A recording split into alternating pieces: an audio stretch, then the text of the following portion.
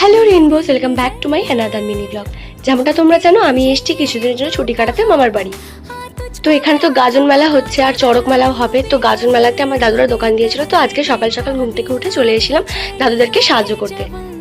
তো এরপর বাড়িতে খানিকক্ষণের জন্য গিয়েছিলাম, মানে মামার বাড়িতে স্নান করতে আর খাওয়া দাওয়াটা করতে। তো দুপুরের খাবার দাবার খেয়ে আবার দোকানে এসে দেখলাম সবাই জল আনতে যাচ্ছে।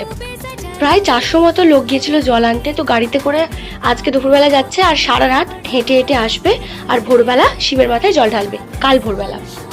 তো দুপুরবেলা বেশিক্ষণ দোকানে থাকিনি, খানিকক্ষণ থেকে তারপরে চলে গেছিলাম বাড়িতে।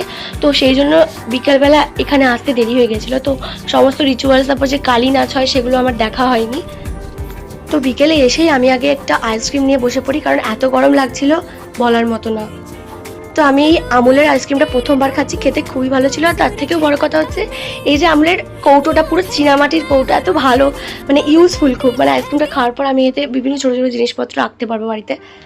আচ্ছা, তোমরা কিন্তু আমার চ্যানেলটাকে সাবস্ক্রাইব করতে ভুলো না, আর ভিডিওটাতে একটা লাইক করে দিও। তো এরপর কিন্তু সন্ন্যাসীরা নিজেদের পিঠে বেত মেরে মেরে ঘুরছিল, ওটা একটা রিচুয়ালস। তারপরে ওই দূরে একটা কি হচ্ছিল আমি দোকান থেকে দেখতে পাইনি, আমি যাইও নি।